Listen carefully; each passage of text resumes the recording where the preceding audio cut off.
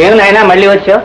నీ పేరు చెప్పుకుని మా అమ్మాయి చదువు టైపు చెట్టెక్కిపోయి ఎందుకు నాయనా మమ్మల్ని ఎలా కామారు జీళ్ళే పట్టుకున్నావు? మేము సజాగా ఉండడం నీకు ఇష్టం లేదా? చచ్చ అంత మాట అనకండి. మంచి మనిషికో మాట, మంచి కుక్కకో చెప్పు దెబ్బ. ఓ మాట చెప్పారుగా మళ్ళీ నేను ఎందుకు వస్తాను చెప్ప. మరి ఎందుకు వచ్చావని నేను అందుకు రాలేదండి, చిట్టిబాబు కోసం వచ్చాను. ఏ కొత్త సినిమా ఏమన్నా రిలీజ్ అయ్యింది? సెక్స్ బాంబ్ అని కొత్త సినిమా రిలీజ్ అయిందండి. మీలాంటి వాళ్ళకి భలే అవసరంగా ఉంటుందండి. వస్తారా? నాకెందుకు లే నాయనా, నువ్వు ఉన్నవాడివి, నీ ఇష్టం వచ్చినట్టు తిరుగు. మా వాడు చదువుకుని 4 రాళ్ళు సంపాదిస్తేనే కానీ మా కుటుంబం గడవదు. ఎందుకు నాయనా వాళ్ళు అలా పాడు చేస్తావు? ఏమండి నాలంటే అంత మాట అనకండి. ఏమండి బజార్ అంటున్నారు, ఇంకా ఇక్కడే కూర్చున్నారా? ఇదిగో వెళ్తుంటే ఈ పెద్ద మనిషి వచ్చాడు, మాట్లాడుతున్నా. బాధ్యా? అవునండి నేనే. మరి మీరు తొందరగా వెళ్ళండి, పోయి మీరు గిన్నె మారిపోతుంది, వెళ్ళండి. నువ్వు కూర్చో బాబు, కాఫీ తీసుకొస్తాను. అలాగే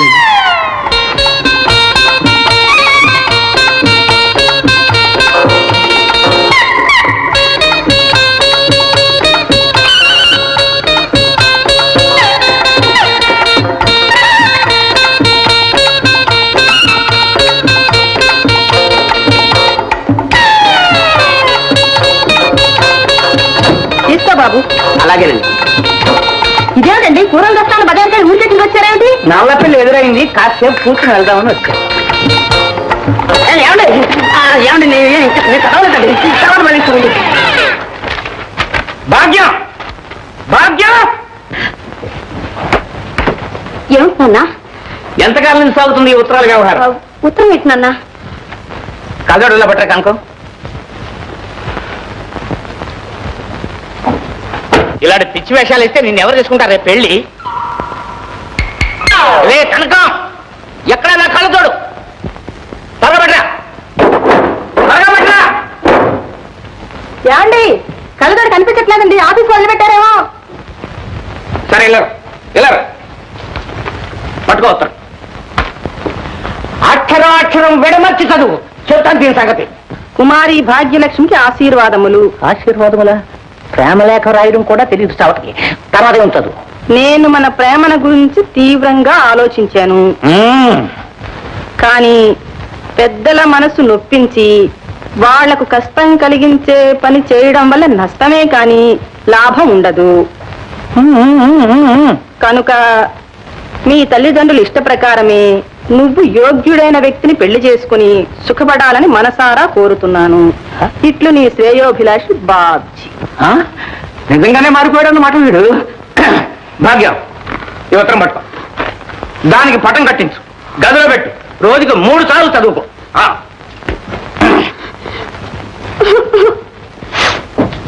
ఎందుకే ఏడుస్తావు?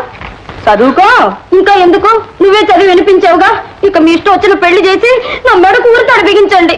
పిచ్చి తల్లి, నీ మనసు ఆ మాత్రం నాకు తెలియదు. నిజం తెలిస్తే మీ నాన్న చంపేస్తారని నోటుకొచ్చిందల్లా చదివాను. అతను రాసింది వేర్లే. వాట్? మా సంధ్య గర్భవతి? ఇంపాసిబుల్.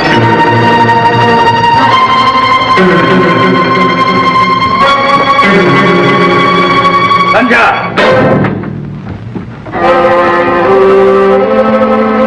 డాక్టర్ చెప్పింది నిజమేనా?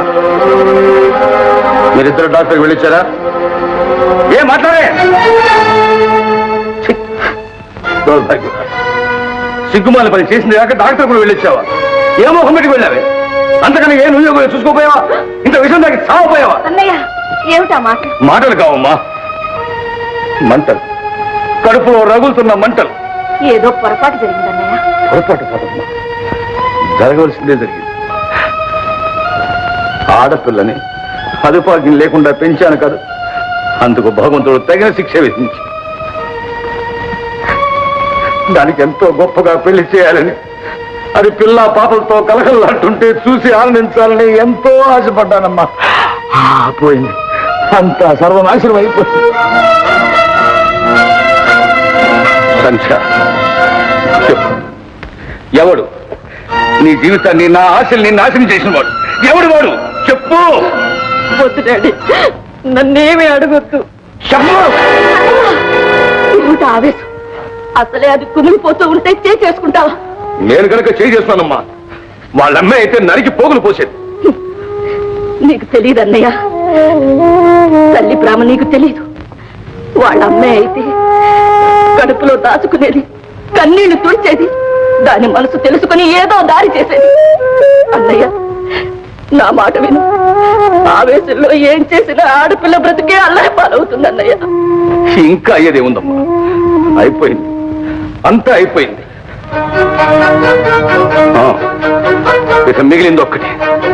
కన్న తండ్రిని కనుక చేతులారా దాన్ని చంపలేదు. గౌరవంగా బ్రతికినవాడిని కనుక ఈ అప్రతిష్ట భరిస్తూ నేను బ్రతకలేదు. అంతే.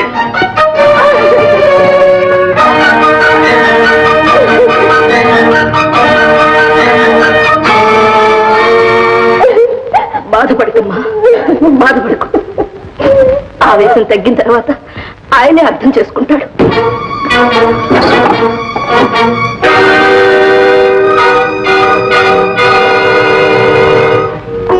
లక్ష్మి, లక్ష్మి, చూసావా అమ్మాయి బతుకు ఏమైపోతుందో చూసావా?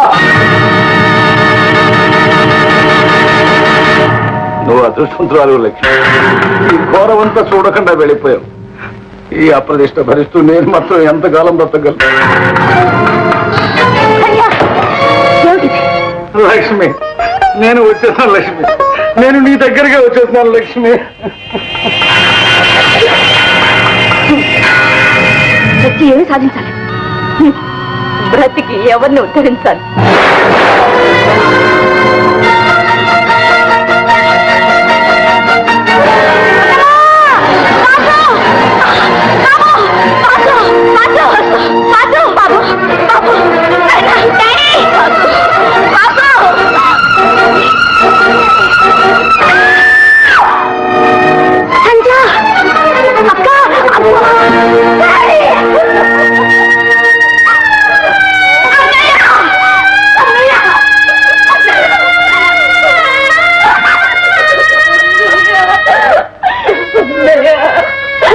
అన్నంత పని చేసావా?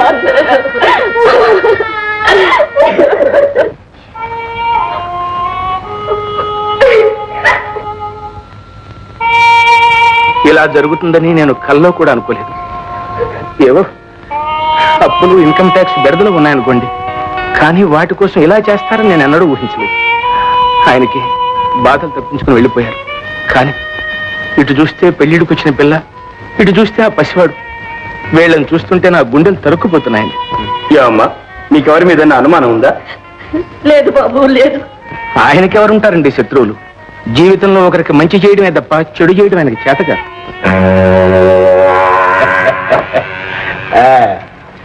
కోటిగా నీకు కండబలమే ఉందనుకున్నాను. వేతవా బుద్ధి బలం కూడా బాగా ఉందిరా. పచ్చి కూనేని ఫక్తు ఆత్మహత్యలాగా ఎంత తెలివిగా మార్చేశారా? ఇది నా కండకయ్యా, మరి బుద్ధికో ఊరి నీ తెలివి మండ. సరే ఇదిగో, ఇక నీకేమి ఢోకలేదురా, ఎక్కడికి వెళ్ళినా బ్రతికిపోతావు. అవ్వా అక్క, నేను ఇంకెప్పుడైనా లేచి నడుస్తానా? నడుస్తావు బాబు, నడుస్తావు. ఊరుకో బాబు, డాక్టర్ గారు తగ్గిపోతుందని చెప్పారుగా. సంధ్య, రేపు మాపో ఇల్లు కూడా అప్పులు వాళ్ళకి అప్పు చెప్పాలట. పోనీ అత్తయ్య, ఈ ఇల్లుండి ఎవరిని ఉద్ధరిస్తుంది? అన్నీ పోగొట్టుకుని ఈ ఇంట్లో మాత్రం ఎలా ఉండగలం?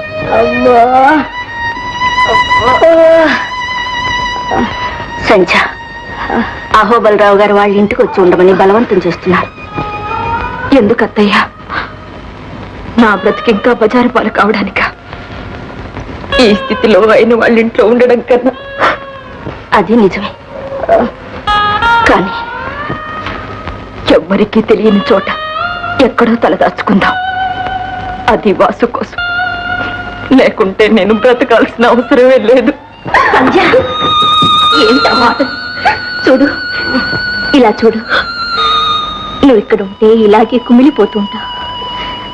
నా మాట విని మా ఇంటికి రా, నీకక్కడ మనశ్శాంతిగా ఉంటుంది.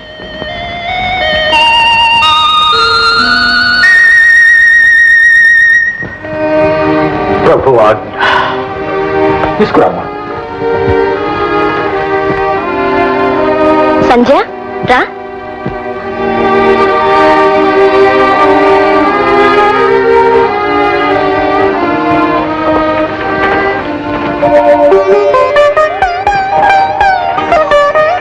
గదిలోకి తీసుకెళ్ళమ్మా.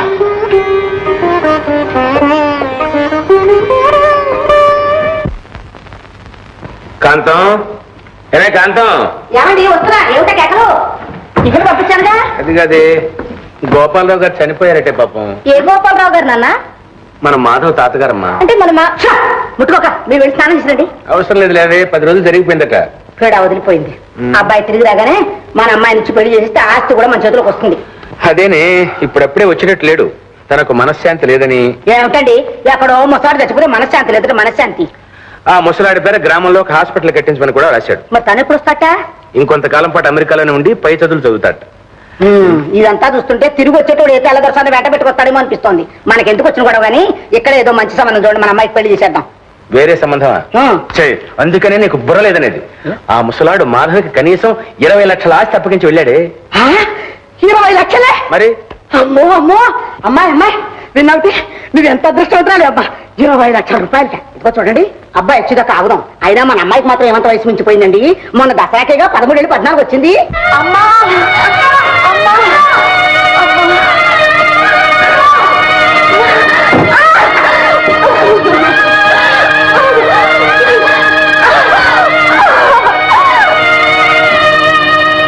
ఫాదర్, ఒక్కసారి ఇలా రండి. ఏమిటమ్మా, ఎందుకు భయపడుతున్నావు? భయం కాదండి, అమ్మాయి బ్రతికినంతకాలం ఆ బిడ్డను చూసుకుంటూ కుమిలిపోవాలి. ఏ ముచ్చట తీరని వయసులోని అన్ని ముచ్చట్లు తీరిపోయింది. అలా బ్రతకాలి. అమ్మాయికి ఇంకా భవిష్యత్తు అంటూ ఉండదు. మీరే ఏదైనా దారి చూపించి ఈ ఆపద నుంచి కాపాడాలి. అర్థమైందమ్మా, అర్థమైంది. ఆ ప్రభువే కాపాడగలడు.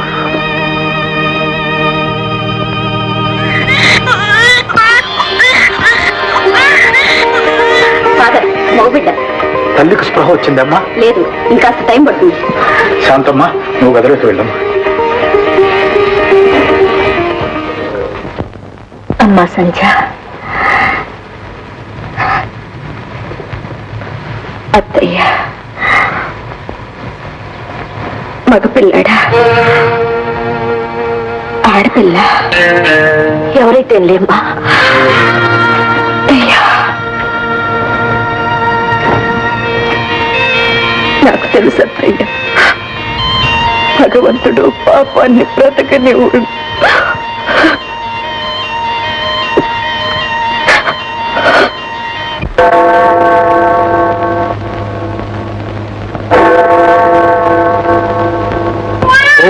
Mother divine, bless the child with longevity, health and prosperity.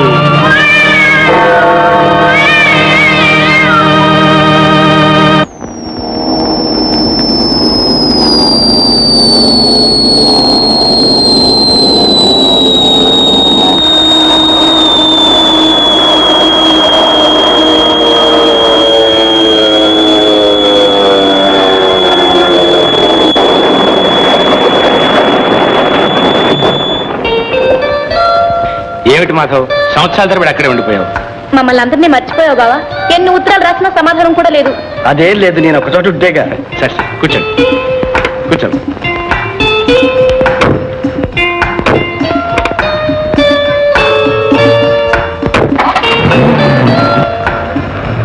ఏమిటి కదా?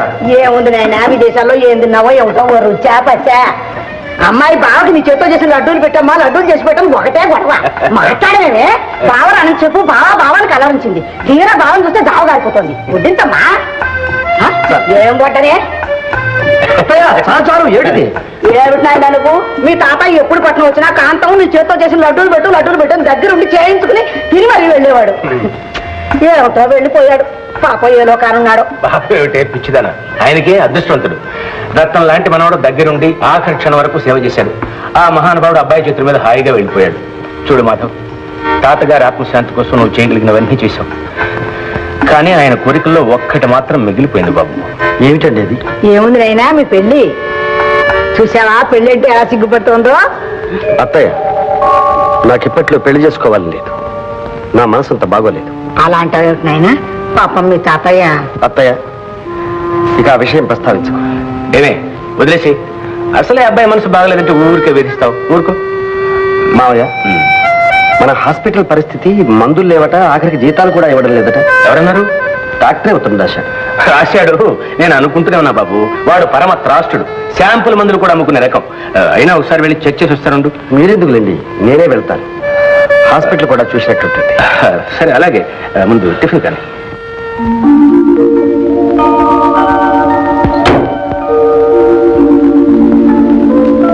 జ్వరం లేదు, మామూలుగా ఫోన్ చేయొచ్చు.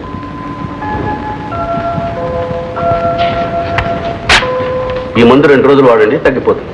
Good morning doctor. Good morning. Vasu, Madhav గారా? ఇక్కడున్నావే? నాన్నగారు చచ్చిపోయారు.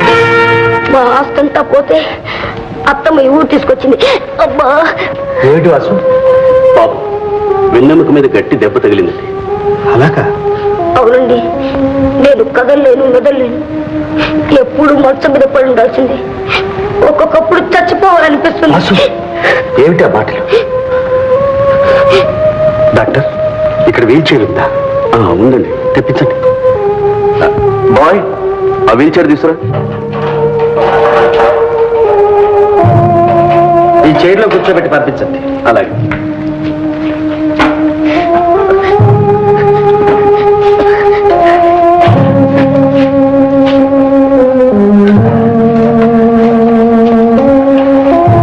వెళ్ళిరా వాసు. మీరు మా ఇంటికి రారండి? తప్పకుండా వస్తాను వాసు. వెళ్ళి.